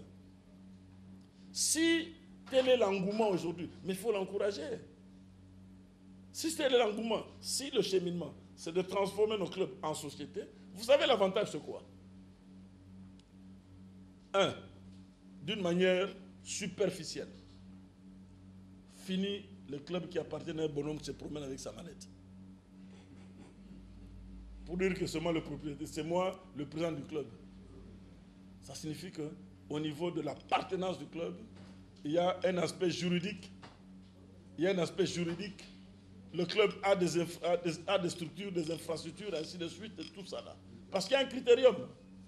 Il ne suffit pas de parler de société. Mais société, c'est des obligations aussi. C'est un niveau d'organisation. C'est l'amélioration de la gouvernance. C'est le projet, avoir un bon programme de développement, un bon football des jeunes.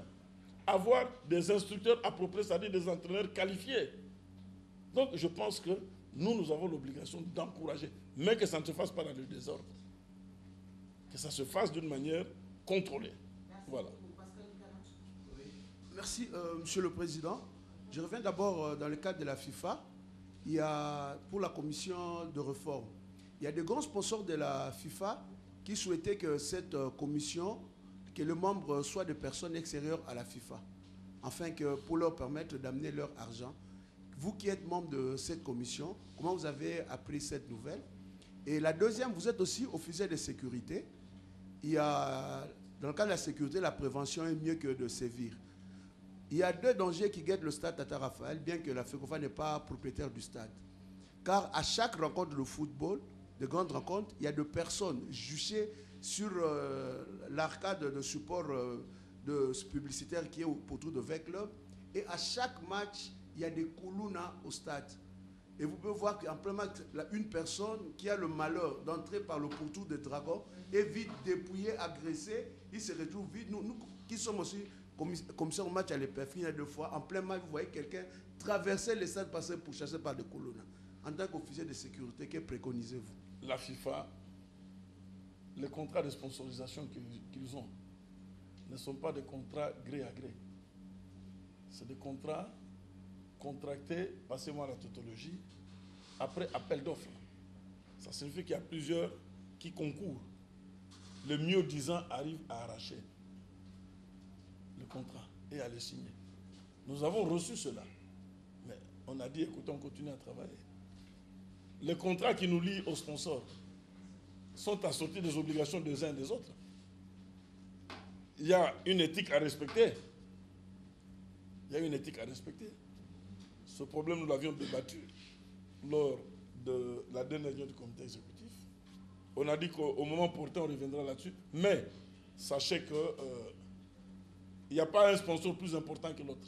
Si l'un part, il y a l'autre qui est sur le portillon qui attend. Donc, ils avaient des a priori. Nous considérons cela comme étant des moyens de pression parce que les gens ne pensaient pas que la FIFA pouvait aller jusqu'aux réformes telles que nous sommes allés.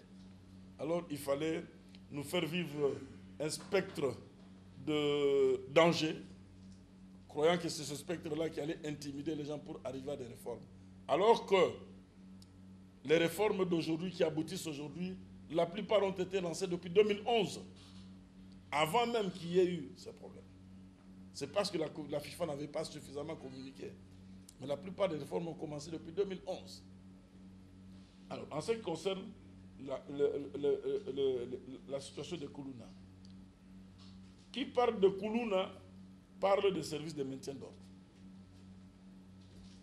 Qui parle de Koulouna, je pense que nous avons suivi à un certain moment, dans la ville de Kinshasa, il y a eu une tolérance zéro contre le Koulouna. N'est-ce pas?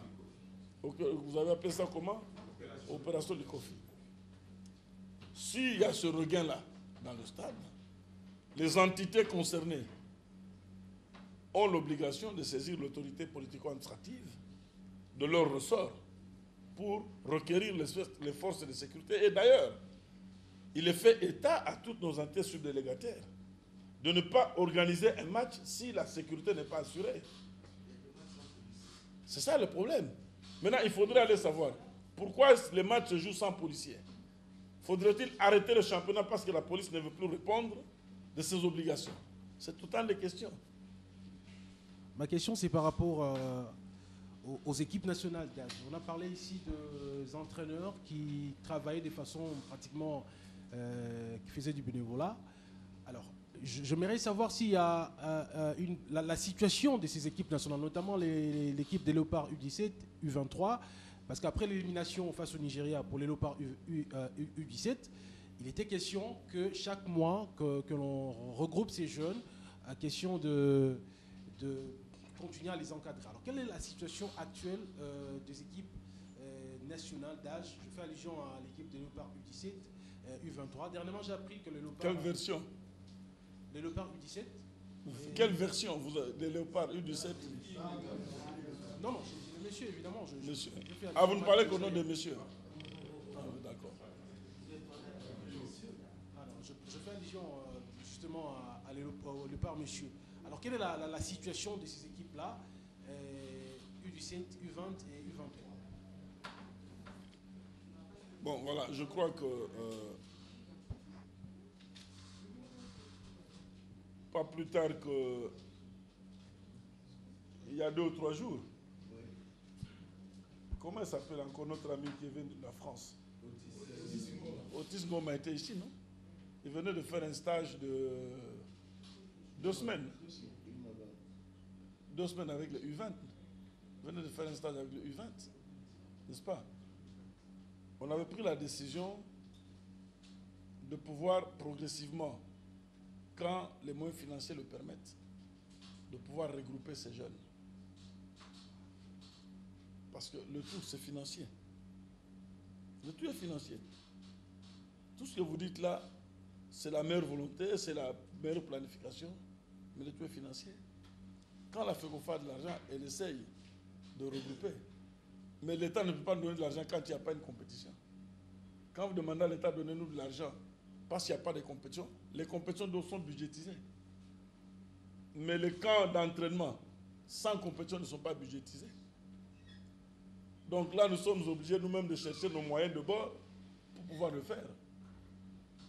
Et comme pour le moment, on n'a pas de sponsor, on essaye de tailler dans les petits 10% la portion congrue qu'on nous laisse encore quand un match se joue. C'est là-dedans qu'on essaie de puiser pour pouvoir, quand on a un peu d'argent, regrouper ces jeunes-là et organiser le camp d'entraînement. Le projet reste là. Si on a de l'argent, on le fait.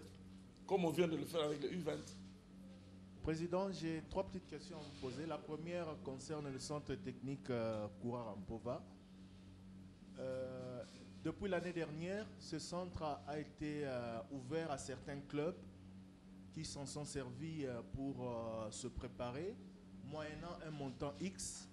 Et l'engouement était assez significatif. On a vu Vec Club, Dering et tous les autres clubs, même ceux des provinces, venir se préparer au centre technique Koura-Rampova. On aurait souhaité voir justement ces fonds générés par ces locations ponctuelles servent à la réhabilitation des dortoirs, etc. Mais la dernière fois que j'ai été là, à l'occasion du match amical entre Motema Pembe et les Léopards U20, je me suis rendu compte que l'état des dortoirs et d'autres installations en dehors du terrain laisse un peu à désirer. Qu'est-ce que vous pouvez dire par rapport à cela? La deuxième question est en rapport avec les commissions que vous avez mises en place l'année dernière pour accompagner le comité exécutif de la Fédération congolaise de football, pour vous accompagner à réaliser votre projet. Qu'en est-il aujourd'hui, pratiquement une année après? Est-ce qu'elles ont fait leur travail? Où en est-on très exactement? Parce que les ambitions étaient quand même grandes et l'espoir était assez important lorsque vous avez mis en place cette commission. Et la dernière question, je n'ai rien contre vos collaborateurs, Monsieur le Président, mais je me rends compte que, et je vous ai posé cette question-là il y a quelques années, qu'à chaque fois que Constant Omari n'est pas là, derrière, la fédération a du mal à exister. Nous sommes tous du domaine, nous comprenons ce que je veux dire. Chacun de vos collaborateurs, élus comme vous, s'occupe de son secteur, celui de l'équipe nationale gère l'équipe nationale, etc. On a du mal à sentir la fédération en votre absence. Qu'est-ce que vous pouvez dire par rapport à cette situation? Est-ce que c'est vous-même qui souhaitez justement de rester l'homme providentiel? Bon, voilà. Laissez-moi terminer et répondre. Mazé, je peux répondre à ces 3 questions. Voilà. D'abord, parlant de centre. Vous avez été là. Vous parlez des recettes de ce centre. Ces recettes par camp d'entraînement sont de quel ordre et quelles sont les charges d'exploitation de ces centres? J'espère que vous avez trouvé qu'il y avait toujours des travaux de réaménagement extérieur qui se faisaient. Le bétonnage des airs, tout ça. Là. Je crois que vous avez trouvé ça. Les travaux sont en cours. De 2. Mais quand les mêmes équipes entrent là-dedans, elles savent dans quelles conditions elles trouvent ces centres. Pourquoi par moment nous sommes devenus un peu réticents? Parce que malheureusement, nos joueurs en matière d'hygiène, chaque fois qu'une équipe entre et qu'elle doit partir, c'est la destruction, il faut refaire tout. C'est aussi des réalités. Les poignées partout, on ne sait pas. Les toilettes, n'en parlons pas.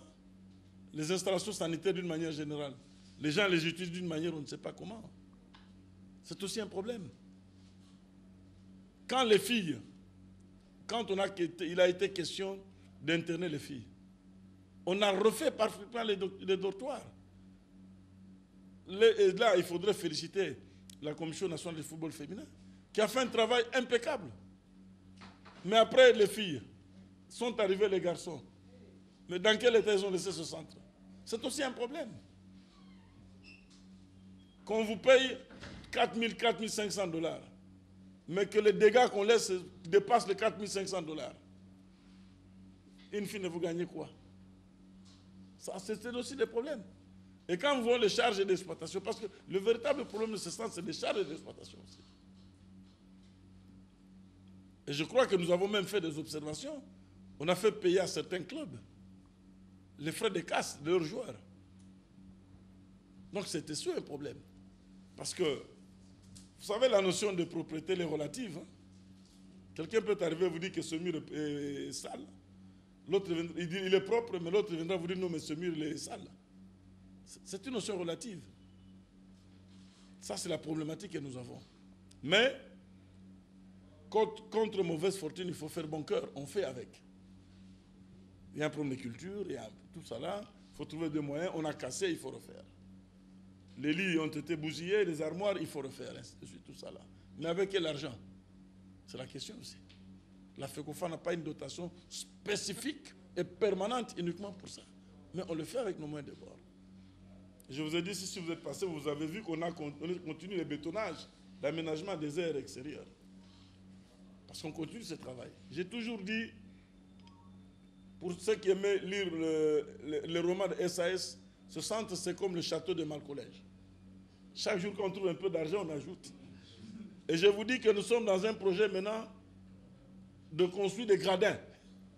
Donc on ajoute toujours. Parce que ça, c'était la partie centrale. Il faut continuer à développer ce centre-là. Quand on trouve de l'argent, on ajoute un petit peu. Mais il faudrait de l'autre côté aussi continuer l'éducation des occupants. Parce qu'on ne peut pas refaire chaque jour la même peinture. On arrive, on salit, on repeint. On change de cuve, on arrive, on bouche les cuves. Bon, la tuyauterie, n'en parlons pas. Bref, je crois que tu as bien compris quelles sont les difficultés auxquelles la FECOFA est confrontée sur ce centre-là. En ce qui concerne maintenant le deuxième problème. Pardon? Les commissions. Mais au moment où nous parlons, je vous ai dit que vous avez quelqu'un de vous a parlé de la question sur les circulaires du ministère, non? C'est une commission qui est en train de statuer, non? C'est l'une de nos commissions qui est en train de faire ce travail pour examiner, pour nous préparer nos observations qui nous ont été demandées. Donc, il n'est pas dit parce que nécessairement on a mis sur pied des commissions que toutes les commissions doivent travailler au même moment. Généralement, ce qui se fait ailleurs, ça s'appelle des sessions de commission. C'est 1 ou 2 fois par an qu'on convoque les commissions pour statuer sur un certain nombre de matières. Par contre, il y a d'autres commissions qui sont beaucoup plus actives par rapport aux autres. Par exemple, les commissions d'appel, par exemple, la commission disciplinaire, par exemple, quoi c'est encore là? La commission des compétitions, qui statue au fur et à mesure que la compétition. Mais d'autres, à partir du moment où les matières ne sont pas encore arrivées, ne statuent pas. Bien sûr, nous sommes à la fin de l'année, il faudrait que nous fassions l'évaluation. Il faudrait que nous fassions l'évaluation pour savoir à quel niveau nous nous situons. Sommes-nous à mi-chemin? Est-ce qu'il y a eu des écarts? Pourquoi il y a eu des écarts? Pour requalifier nos actions. La troisième question était relative à... Voilà. Je ne sais pas ce que vous appelez le siège de la FECOFA est ici. Je ne sais pas si quand je pars, je ferme les portes à clé. Je prends toutes les clés, je les mets dans ma poche. Mais la FECOFA continue à fonctionner. Je suis arrivé 2 ou 3 jours avant le dernier match. Mais la fédération a fonctionné pour préparer le match. Je suis arrivé le même jour quand l'équipe nationale était en train d'aller au Burundi. Mais il y a eu un travail qui a été fait en amont. C'est comme ça que l'équipe est allée au Burundi. Peut-être que vous auriez souhaité, je ne sais pas quel type de visibilité vous auriez pu souhaiter. Les gens travaillent discrètement. Les gens travaillent discrètement, la FECOFA fonctionne. Et je vous informe que tous les dossiers des joueurs binationaux qui ont été libérés ne l'ont pas été moi ici au pays. Le travail se faisait ici, l'administration continue. La preuve, c'est que si vous allez, les gens arrivent chaque matin, ils viennent travailler à la fédération. Les gens travaillent, les compétitions se jouent. Quand il y a une entité subdélégataire qui écrit à la FECOFA réagit, on n'attend pas que le président qui se trouve en Suisse puisse envoyer le projet de réponse. Non, je crois que il ne faut pas confondre l'administration de la fédération avec la personne du président de la FECOFA. Il ne faut pas confondre l'administration et la personne du président de la FECOFA. C'est 2 personnes distinctes. Président, vous avez évoqué la question des binationaux. J'aimerais quand même vous faire réagir là-dessus, même si vous n'avez pas l'intention d'aller à la polémique, au clash avec le ministère de Sport. Mais dans son argumentaire, le ministre de Sport dit que si, entre autres, il limite le nombre de joueurs étrangers dans nos championnats, c'est parce que le gouvernement dépense beaucoup d'argent à faire venir les binationaux ici à Kinshasa. Est-ce que vous partagez cette approche des choses? Cher ami, l'essentiel, c'est le résultat qui compte. Et je vous informe que la FIFA vient de libérer Rémi Moulumba.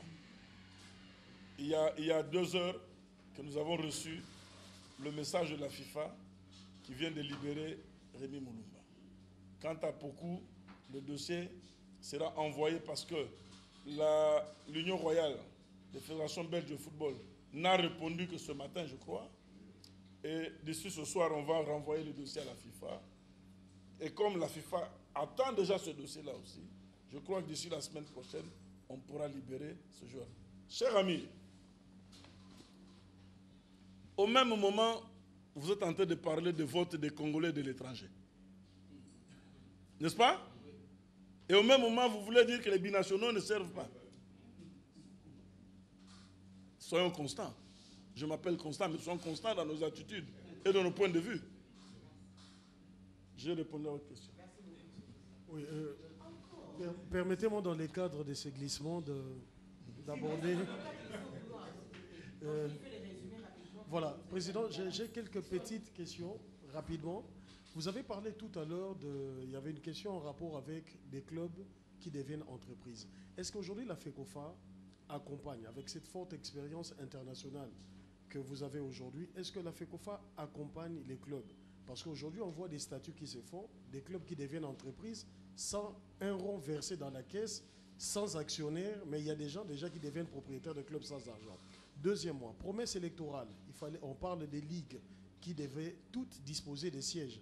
Je ne vais pas parler de 26 sièges à acheter à ces ligues, mais je me limite aux 11. Est-ce que les 11 ligues aujourd'hui disposent des sièges? Je vais dans une autre question qui concerne un domaine dans lequel je suis. Je gère une agence qui crée des sites internet. Mais je me rends compte qu'au moment où moi je lance cette entreprise, que la FECOFA voit disparaître son site internet fecofa.cd. On nous a parlé des Irlandais qui devaient venir créer un site internet, je ne sais pas, des Allemands ou Australiens, mais cet outil de communication moderne de la FECOFA a disparu et je ne sais pas quelles sont les dispositions qui sont prises à ce sujet. Dernière question, Président, permettez, c'est vraiment une actualité. Les léopards de la RDC, Chan, se sont vus refuser un financement du gouvernement de la République pour ces tournois de préparation auxquels ils ont participé en Angola. Certaines langues disent clairement que la FECOFA a perçu l'argent de l'Angola et même un moyen de transport aller-retour pour les léopards et que cette même fédération est allée vers le gouvernement pour demander la prime et les transports. Quelle est la position de la FECOFA par rapport à ce sujet? Voilà, je commence par le dernier point. Je crois que je l'ai dit tout à l'heure ici. On a beaucoup mûri pour commencer des polémiques à travers des interviews, à travers la presse. La FECOFA n'est pas prête à aller dans ce débat-là à travers les caméras. Nous ne voulons pas rabaisser le niveau que nous avons déjà atteint. C'est la sagesse. Si questionnement il y a, on sait comment poser la question à la FECOFA. Et la FECOFA sait comment y répondre. Mais je vous informe ici que si des choses sont faites, les joueurs touchent régulièrement. Aucun joueur, si la FECOFA a perçu de l'argent pour des primes ou quoi que ce soit, aucun joueur peut lever ce doigt aujourd'hui pour dire l'argent est sorti, je n'ai pas perçu ma prime, tout ça là. Donc je ne veux pas rentrer sur cette polémique-là. Deuxièmement, en ce qui concerne le site, notre équipementier s'est offert pour nous monter un site beaucoup plus proactif, avec des outils beaucoup plus perfectionnés. Et je pense qu'au moment où nous sommes en train de parler, je me souviens encore, j'ai reçu le message, j'ai lu, je t'ai copié, où Jerry Angengwa devait entrer en contact pour pouvoir finaliser la mutation. La mutation entre le FECOFA.cd et le travail qui a été fait. C'est notre partenaire irlandais qui s'était offert pour pouvoir nous développer, perfectionner ce que nous avions déjà comme site. C'est un outil dont nous avons besoin. Si notre équipementier s'offre, sans que nous payions un sou, à nous développer le site. Il a vu notre site. Il a estimé qu'il pouvait nous fournir encore un meilleur site par ses moyens propres. La FECOFA a marqué son accord pour pouvoir perfectionner notre site, qui est un outil, comme vous l'avez dit, de communication très très important. Troisième question, vous avez, c'était les ligues. Les ligues. Mais, chers amis, qu'une ligue, à part le Katanga, qui n'a pas reçu encore l'argent, qu'une ligue vient nous dire qu'elle n'a pas reçu l'argent pour acheter une ligue. La dernière acquisition était à Kinshasa ici. Aller à Matongé, nous avons payé. Pourquoi? C'est quel Osso? C'est sur Pozo. Nous avons acheté pour la Ligue de football de Kinshasa en Pozo. Il ne reste que le Katanga, parce que c'est le coût de l'immobilier par rapport aux disponibilités et aux possibilités de la FECOFA. Et encore, chers amis, mais moi je crois qu'en parlant de siège, vous devez quand même féliciter la FECOFA d'avoir fourni cet effort-là. Oui, mais c'est une promesse que nous avons réalisée. Il faut nous féliciter.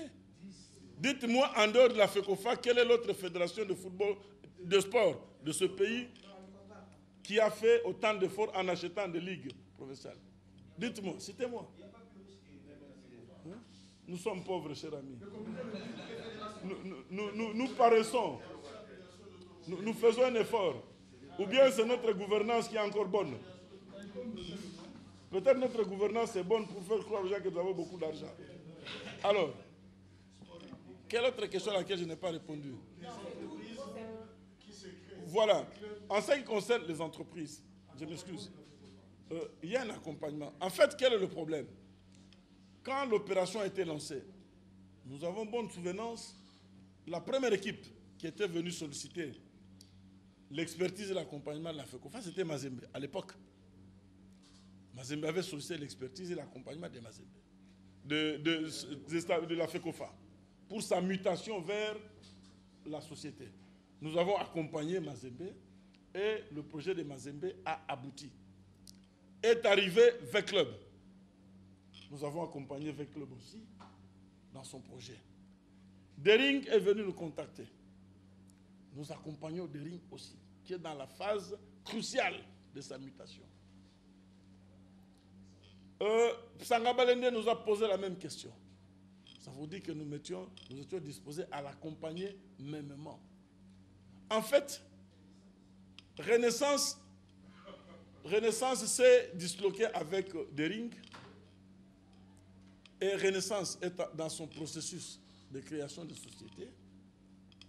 Je ne sais pas si au niveau de nos services, il y a un accompagnement là-dessus. Mais retenez ceci, c'est que la FECOFA se réserve le droit de contrôle sur le processus de mutation de chaque équipe. Parce que l'une des conséquences, c'est que la gouvernance doit être transparente. Les états financiers doivent être contrôlés par les inspecteurs que la FECOFA peut à tout moment envoyer. Le rapport doit être transmis à la FECOFA. Et ensuite, il y a des obligations aussi. Vous devenez une société. Il y a des obligations vis-à-vis du ministère du Travail aussi, qui sont des obligations de double appartenance aussi. Sport, travail, ainsi de suite, tout ça là. En matière d'emploi. Donc c'est pour cela que je vous ai dit tout à l'heure que dans les différentes notes circulaires, il y a une commission qui travaille pour analyser, parce qu'il y a plusieurs implications. Il y a plusieurs implications. Alors, je voudrais, chers amis, je crois qu'on a suffisamment parlé. Je voudrais saisir cette opportunité puisque, au nom du comité exécutif, je voudrais, après une année qui a été quand même bénéfique, quoi qu'on dise, nous sommes champions de la Ligue africaine de football. Nous allons jouer la Coupe du monde des clubs. C'est une aubaine pour la FECOFA. La dernière CAN, nous étions 3e. C'est une aubaine pour la FECOFA. L'année passée, nous avons joué la finale. C'est une aubaine pour la FECOFA. Donc, l'année est en train de s'achever. je voudrais vous présenter à vous et à travers vous toute la presse sportive congolaise qui nous accompagne depuis de lustres dans notre travail, présenter les vœux le meilleur de la FECOFA et ensuite formuler le vœu de réussite pour l'année qui va commencer, parce que les échéances seront aussi très difficiles. On a les éliminatoires de la CAN, nous avons les éliminatoires de la Coupe du Monde, nous avons le CHAN, Donc, autant que 2015 a été une année difficile, 2016 le sera encore davantage. C'est pour cela que je voudrais très sincèrement vous présenter nos condoléances. Excusez-moi. Vous présenter les vœux de réussite, de prospérité et d'espoir. Parce que nous sommes de beaucoup d'ambition. Et nous espérons que les choses se passeront davantage mieux. Et à ceux qui pensent que les binationaux ne peuvent pas servir, je pense que nous devons être beaucoup plus prudents. Les nations qui réussissent aujourd'hui dans le football sont les nations qui réussissent la symbiose entre les binationaux et les locaux, parce que l'essentiel, c'est de défendre le drapeau national. Et nous avons la foi. On peut avoir 1000 binationaux, mais les calculs de probabilité nous disent que si la population est plus grande, on a la forte probabilité d'avoir les meilleurs. Donc je crois que le travail qui est en train d'être fait, ou qui continuera à être fait, ne sera que bénéfique pour le pays. Et pour le club de Mazembe qui va commencer, nous pensons que nos meilleurs vœux puissent l'accompagner, que Dieu puisse l'accompagner, que nos ancêtres puissent l'accompagner, pour qu'une fois de plus, à travers sa prestation, le peuple congolais puisse vibrer comme il a vibré lors de sa dernière participation à la Coupe du Monde de club. Je vous remercie.